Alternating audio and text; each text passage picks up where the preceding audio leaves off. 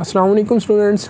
तो लास्ट हमने वीडियोस में जो है वो चैप्टर 1 जो है मैट्रिसेस एंड डिटरमिनेंट्स उसकी डेफिनेशंस को हमने डिस्कस किया था, उसका ब्रीफ ओवरव्यू लिया था।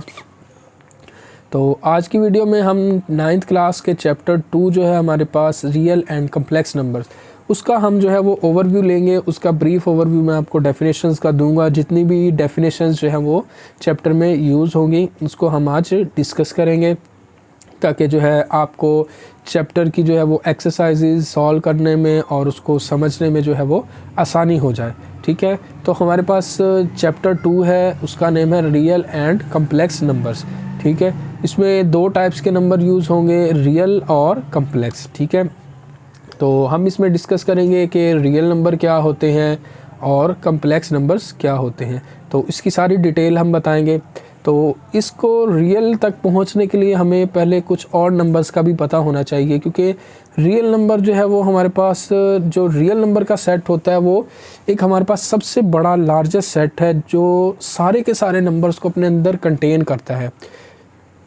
चाहे वो कम्प्लेक्स हो, नेचुरल हो, होल हो, जितने भी नंबर्स की कैटेगरीज है वो सारी की सारी कैटेगरीज़ को रियल नंबर जो है वो अपने अंदर कंटेन करता है, क्योंकि ये सेट ऑफ रियल नंबर जो है वो सबसे बड़ा सेट है, लार्जेस्ट सेट है। ठीक है, तो सबसे पहले जो है हमारे पास सेट मौजूद है वो होता है natural number, set of natural number. अब नंबर्स जो हमारे पास मौजूद होते हैं जिसको हम काउंटिंग भी बोलते हैं, 1 2 3 4 5 6 अप टू सो ऑन। ठीक है, which we use for counting, जो हम काउंटिंग के लिए भी यूज़ करते हैं। ठीक है, तो किसी भी ऑब्जेक्ट की काउंटिंग के लिए हम यूज़ करते हैं। काउंटिंग करनी हो हम 1 2 3 4 5 6 7 8 ऐसे जो है वो हम काउंटिंग करते हैं। तो ये नंबर्स जो हैं वो काउंटिंग के लिए भी यूज़ होते हैं, तो इनको हम बोलते हैं नेचुरल नंबर्स। ठीक है, या इसको हम नेचुरल नंबर्स बोल सकते हैं, या फिर इसको हम पॉजिटिव इंटीजर्स भी बोल सकते हैं, क्योंकि पॉजिटिव नंबर होते हैं इसलिए हम इसको पॉजिटिव इंटीजर्स भी बोल सकते हैं। अब the set of natural number को जो हम डिनोट करते हैं वो कैपिटल एन से डिनोट करते हैं। ठीक है, कैपिटल एन से जो है वो हम सेट ऑफ नेचुरल नंबर को डिनोट करते हैं। अच्छा, सेट ऑफ नेचुरल नंबर इसको क्यों कहा जाता है? क्योंकि ये सेट जो है वो काउंटिंग के लिए यूज़ होता है। अगर हम किसी भी चीज़ को काउंट करते हैं तो वो हम, अगर आप किसी को भी बोलें तो कि जी काउंटिंग सुनाओ, तो वो बग़ैर किसी झिझक के वो स्टार्ट कर देता है 1 2 3 4। इसलिए जो है हम नेचुरल नंबर को जो है वो काउंटिंग सेट भी बोलते हैं। ठीक है, इसके बाद हमारे पास सेट है होल नंबर।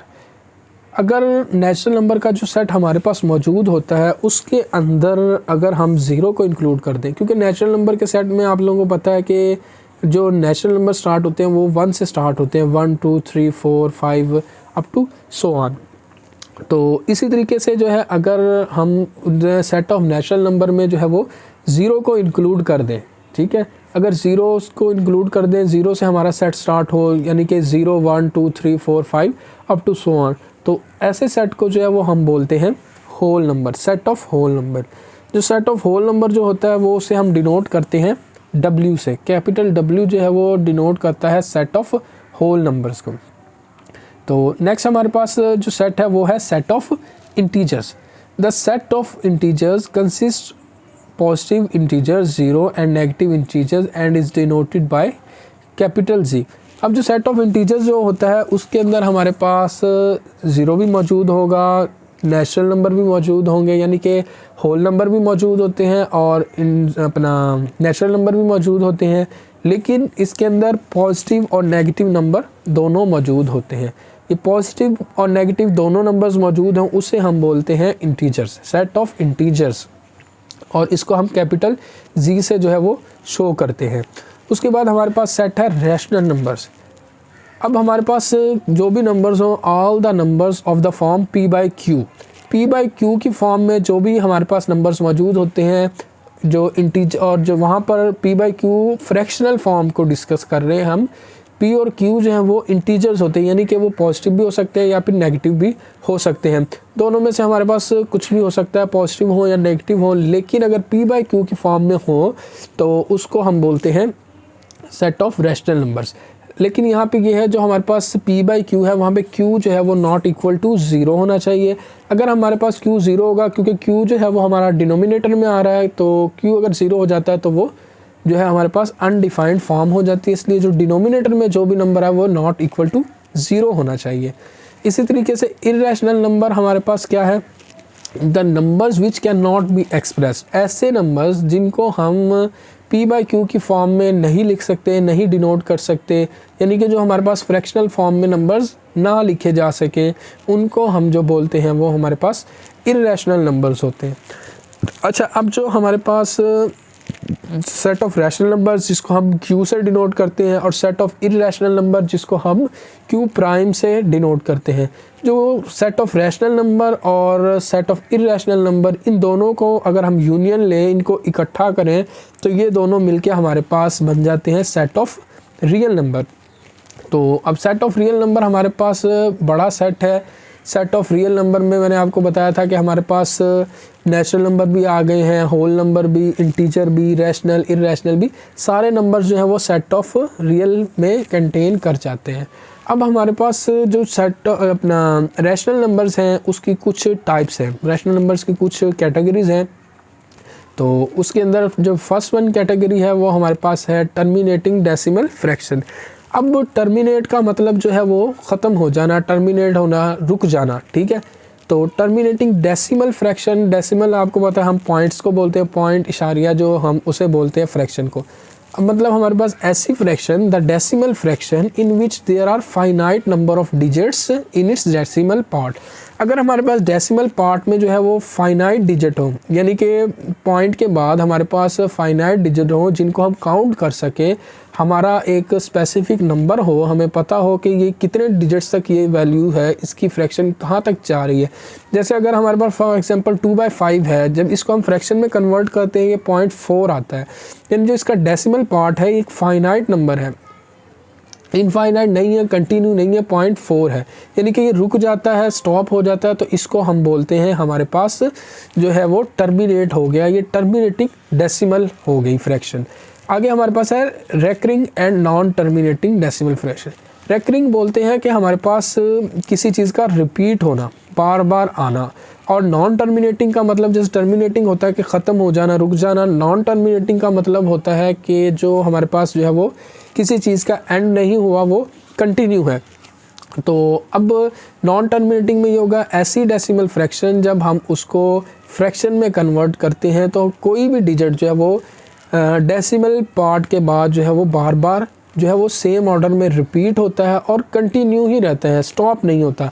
जैसे कि अगर हम एग्जांपल ले, हमारे पास अगर 2/9 हो, तो 2/9 को जब हम फ्रैक्शन में कन्वर्ट करते हैं ये आता है 0.2222 अप टू सो ऑन। ये कंटिन्यू रहता है और सेम डिजिट है, और सेम डिजिट बार बार जो है वो रिपीट हो रहा है और कंटिन्यू है, एंड नहीं हो रहा। इसी तरीके से अगर हम कोई और एग्जांपल लें, 4/11 लेते हैं, उसको हम अगर कन्वर्ट करते हैं फ्रैक्शन में तो ये आता है 0.36363636।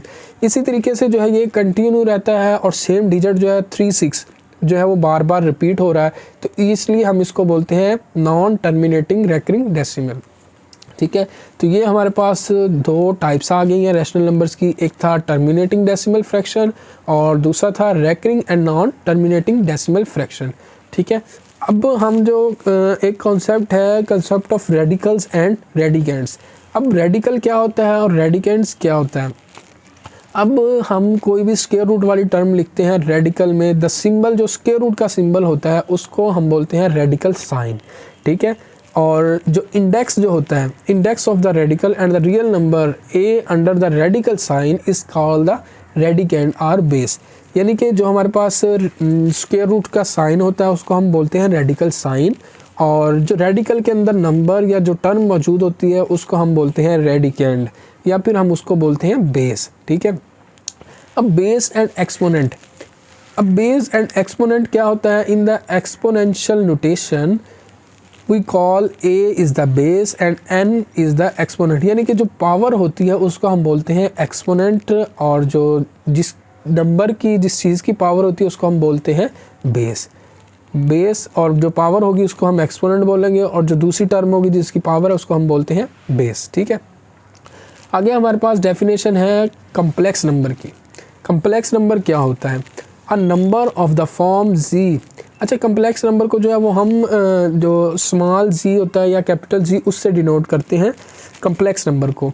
अ number of the form z is equal to A plus B iota.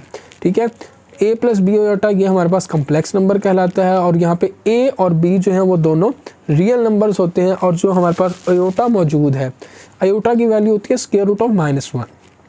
जो हमारे पास आयोटा है वो हमारे पास जो होता है इसमें कम्प्लेक्स नंबर होता है, और हम रिप्रेजेंट कैसे करते हैं कम्प्लेक्स नंबर को, जी से हम जो है इसको रिप्रेजेंट करते हैं, डिनोट करते हैं कम्प्लेक्स नंबर को। अब कम्प्लेक्स नंबर का कॉन्जुगेट भी हमें ज़रूरत पड़ती है। तो कॉन्जुगेट ऑफ कम्प्लेक्स नंबर क्या होता है? कॉन्जुगेट ये होता है कि अगर हम आयोटा को नेगेटिव आयोटा से चेंज कर दें, किसी भी कम्प्लेक्स नंबर में अगर हम आयोटा को नेगेटिव आयोटा से चेंज कर दें, रिप्लेस कर दें, जैसे G is equal to A plus B iota है, कम्प्लेक्स नंबर है, अगर हम इसका कॉन्जुगेट लेना चाहेंगे तो हम आयोटा को नेगेटिव आयोटा से रिप्लेस कर देंगे, यानी कि ए माइनस बी आयोटा कर देंगे, तो वो हमारे पास बन जाएगा कम्प्लेक्स कॉन्जुगेट ऑफ जी।